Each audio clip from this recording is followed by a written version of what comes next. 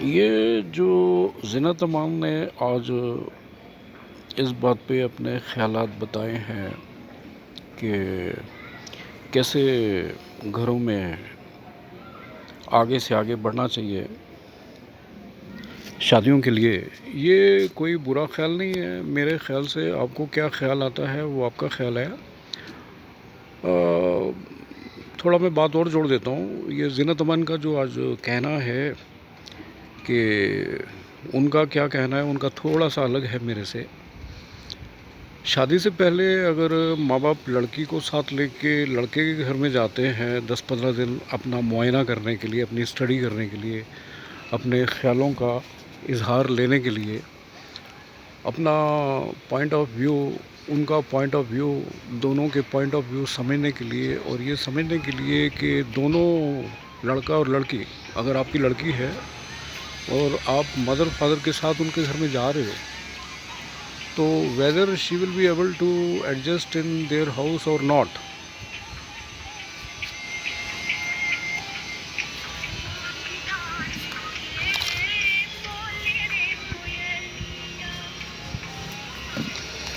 that is a question.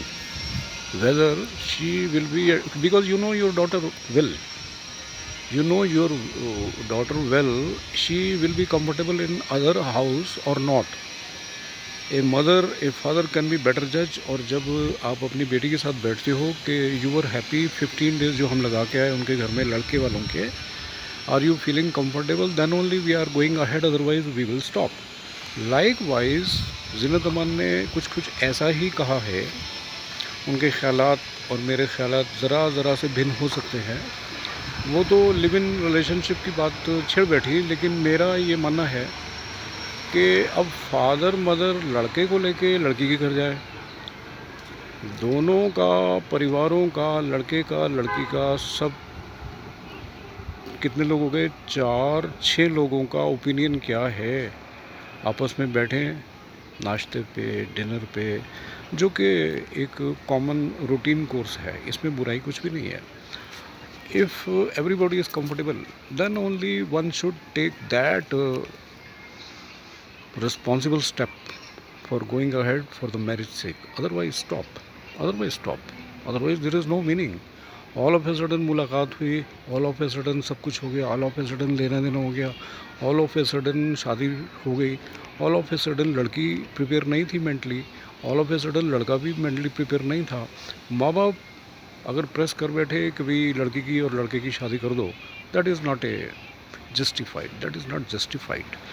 दूसरी बात मैं यही कहूँगा कि मेरे जो ख़यालात हैं आपके ख़्यालों से मिले ये ज़रूरी नहीं, आपके ख़यालात मेरे ख़्यालों से मिले ये ज़रूरी तो नहीं है।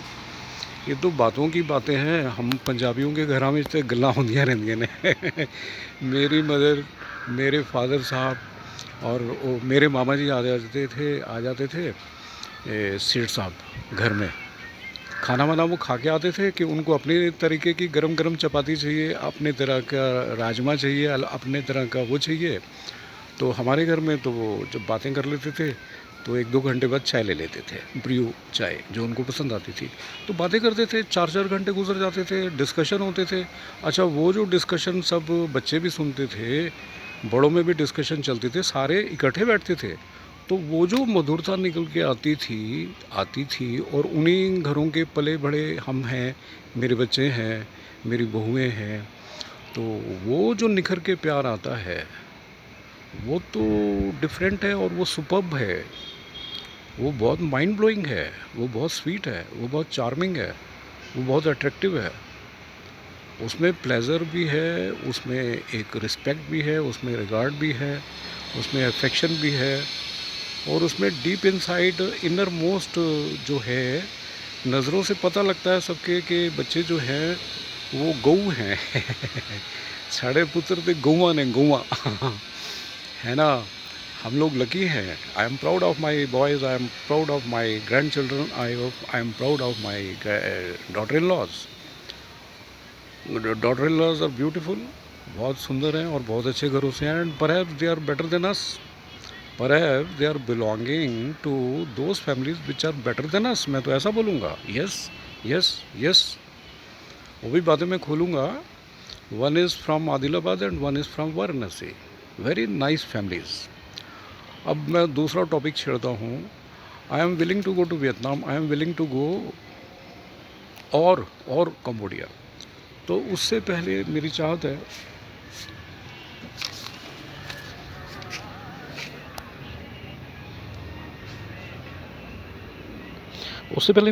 है, कि ये मेरी चीज़ें पूरी हो जाएं। सब्सक्राइबर 1000, लिसनिंग आवर्स 4000 और व्यूअर्स 1 लाख। और तीसरी मेरी चाहत है, आप लोग ये पढ़ें, power of subconscious mind. Power of subconscious mind ये मेरे घर में सभी बार बार पढ़ते हैं, just like Gita, just like Gita. ये मेरे को मालूम नहीं था किताब का। मैं एक मलयाली डॉक्टर के पास बैठा तो दोस्ती हो गई। दोस्ती होने के बाद मेरे से बोलती है, Anup right now you go to Sapna book stall, यहाँ वाइली कवल है एक जगह, Vyalikaval, very royal area, very decent area, Vyalikaval in Bangalore. मेरे घर से कुछ 6-7-8 किलोमीटर है। उसी के पास सेंके टैंक है और वहाँ से ये पावर ऑफ सबकॉन्शियस माइंड लेके आओ, तभी घर जाना लौट के। तो Malayali doctor, she was a ओमवेरी डॉक्टर, तो उन्होंने बड़े प्यार से, बड़े अपनेपन से ये वाली बात कही। उन्हें लगा कि मैं डिज़र्व करता हूँ। उन्हें लगता है कि कहीं ना कहीं दिल के कोनों में मेरे कोई कमियां हैं, मेरे में कुछ कमियां हैं। ये किताब पढ़ने के बाद वो कमियों की भरपाई शायद हो पाए, क्योंकि उन्होंने कुछ देखा होगा मेरे में कमी भी तो बहुत है ना, मेरे में बहुत भी कमियां हैं। तो she was very nice with me, और मेरे साथ बहुत देर बात करने के बाद शी थॉट कि मेरे को ये वाली किताबें ज़रूर पढ़नी चाहिए। और जब मैं ये किताब the power of subconscious mind English में और हिंदी में भी लेके आया मैं, तो सबने पढ़ी, सब पढ़ते रहते हैं इस किताब को, कभी 2 पेज, कभी 10 पेज, कभी 20 पेज, लेकिन रिपीटेडली पढ़ते हैं। रिपीटेडली पढ़ने से फ़ायदा क्या रहता है, हर बात की बड़ी गहराइयाँ होती हैं और उन गहराइयों में उतरने में समय लगता है। जो इतने बड़े बड़े फिलोसफर्स थे, उन्होंने ये बुक लिखी है। Joseph Murphy, power of subconscious का माइंड का है ना, पावर, जोसेफ मर्फी, जो he must be very much educated philosopher, जिसने ये इतनी किताब लिखी है और world wide it is very much famous, बहुत फेमस है ये। फिर मैंने क्या किया, 500, 200, फिर 200, फिर 200 ऐसे किताबें मंगा ली यही। और जो मेरे LIC के ओरिएंटल के कस्टमर्स थे, उनसे पेमेंट लेके मैंने दिया उनको, क्योंकि कोई भी जब कोई फ्री की चीज़ ले लेता है तो उसको उसकी वैल्यू नहीं होती है। तो उन्होंने सभी ने 600 किताबें, हर एक किताब के अगेंस्ट पैसे लेके मैंने दिया, तो सबने बहुत अप्रिशिएट किया। और एक और किताब है, मैं वो भी बताऊंगा, उसका भी मैं जिक्र करूंगा। पहले मैं इसकी थोड़ी सी बात बताऊं। पावर ऑफ सबकॉन्शियस माइंड उन लोगों को खास पढ़नी चाहिए जिनको मेरी बातों पे भरोसा नहीं आता, अपनी बातों पे भरोसा नहीं आता, अपने फैमिली मेम्बर पे भरोसा नहीं आता, है ना। और उनको लगता है कि पता नहीं ये कर रहे हैं, होगा कि नहीं होगा, वैसे ख्वाब ले बैठे हैं, हुआ कि नहीं होगा।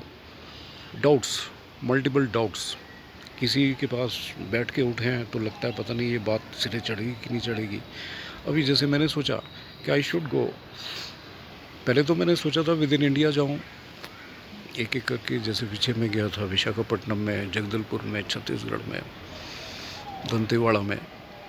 और अब मैं ये सोच रहा हूँ कि एक बार कंबोडिया और वियतनाम होके आऊँ मैं थोड़े समय के बाद, और वहाँ के लोग मेरे टच में हैं। और जब मैं वहाँ जाऊँगा तो वहाँ किस तरह का लाइफस्टाइल है, किस तरह के लोग हैं, किस तरह की बातचीत है।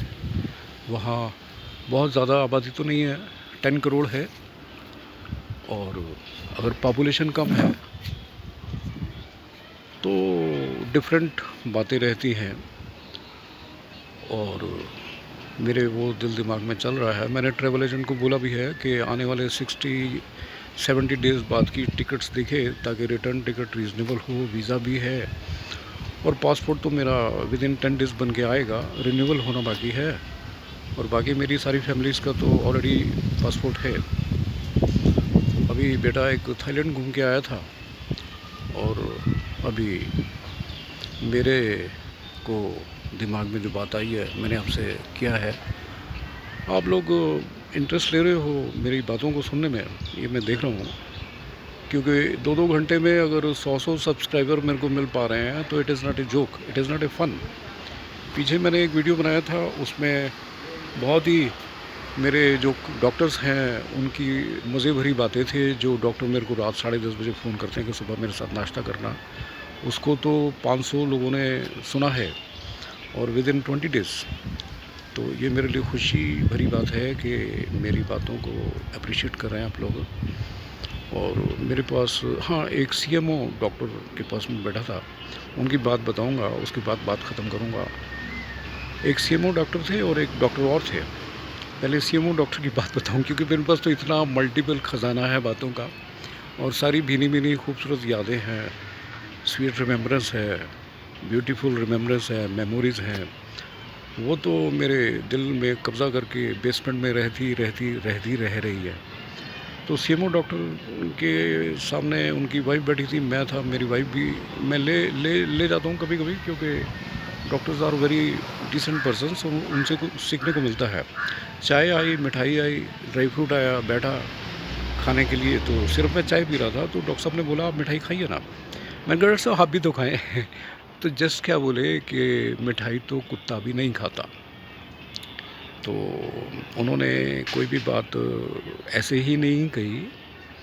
वो मिठाई तो सबको खिलाने का, सबको एक रिस्पेक्ट रहती है कि अगर जानवर मीठा नहीं खाते तो दे रिमेन हेल्दी।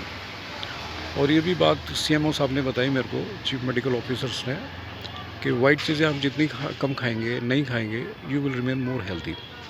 और एक और डॉक्टर थे मेरे, सक्सेना साहब, पूरा नाम नहीं बताऊंगा मैं।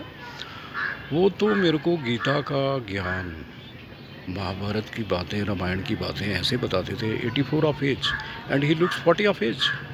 क्या बताते थे कि मैं शोरबा पीता हूँ, मतलब सब्जियों का रस पीते हैं, आधी रोटी खाते हैं पूरे दिन में, चाय का प्याला पी लेते हैं, खुश रहते हैं और जेब में हमेशा आईडी रखते हैं जिसमें उनकी एज रिफ्लेक्ट हो 84। Otherwise he looks 40। तो this is the beauty of the people who are with me. नमस्ते, राम राम, जय श्री राम। अपने कल्चर को बना के रखें, माथे पे पूरा तिलक लगा के रखें। मैं भी लगाना शुरू कर रहा हूँ